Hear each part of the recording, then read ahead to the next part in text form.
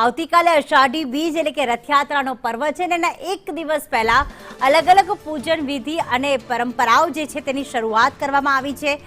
ગઈકાલે નેત્રોત્સવ વિધિ બાદ આજે નાથના દિવ્ય વૈભવના દર્શન થઈ રહ્યા છે।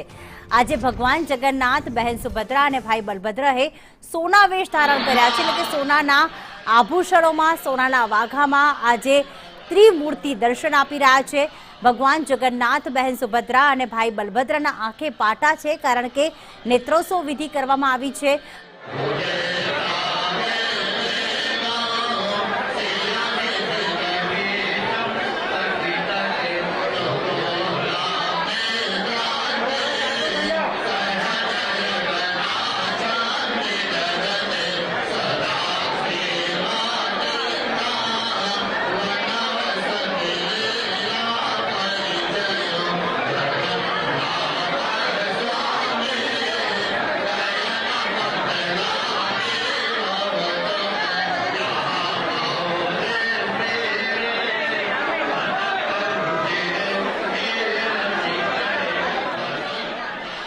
તો સોનાવેશના દર્શન કરવા અત્યારે આપ જોઈ રહ્યા છો, નિહાળી રહ્યા છો। આ સુંદર અને અલૌકિક દ્રશ્ય છે અને કહેવાય ને કે જન્મો જન્મના પાપનો નાશ થઈ જાય માત્ર આ એક દર્શનથી।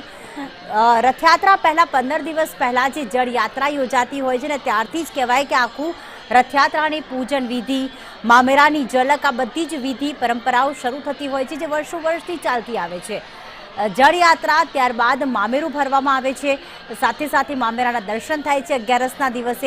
ગઈકાલે આપણે અમાસના દિવસે જોયું કે નેત્રોત્સવ વિધિ કરવામાં આવી અને આજ રોજ ભગવાનને વર્ષમાં એક જ વખત, આમ તો ભગવાન કહેવાય કે તેમની દિવ્ય મૂર્તિઓ અલગ અલગ અલંકાર અને અલગ અલગ વાઘાથી હંમેશા સજ્જ હોય છે અને આ સુંદર શણગારના દર્શન કરીને ભક્તો અભિભૂત પણ થઈ જતા હોય છે। પણ આજનો આ સુવર્ણ દિવસ છે।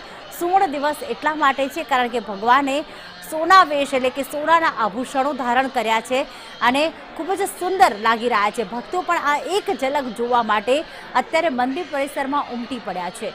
સોનાવેશના દર્શન કરવામાં આવ્યા એ પહેલાં જ્યાં સોનાના આખા વાઘા જે આભૂષણ છે, જે ભગવાનના વેશ છે, તેનું પૂજન અર્ચન પણ કરવામાં આવ્યું હતું અને ત્યારબાદ ભગવાનને આ સોના વેશ ધારણ કરાવવામાં આવ્યા હતા। ગજરાજ પૂજન પણ કરવામાં આવ્યું છે, કારણ કે 18 ગજરાજ જે છે કાલે રથયાત્રાની આગેવાની લેશે। જેમ દરેક શુભ કાર્ય પહેલાં ભગવાન ગણેશનું પૂજન કરવામાં આવે છે, તેમ હવે શુભ ઘડીની માત્ર રાહ જોવાઈ રહી છે। 24 કલાકથી પણ ઓછો સમય બાકી છે, ત્યારે ગજરાજનું પૂજન કરીને આ રથયાત્રા નિર્વિઘ્ન પૂર્ણ થાય તેવી પ્રાર્થના કરવામાં આવી।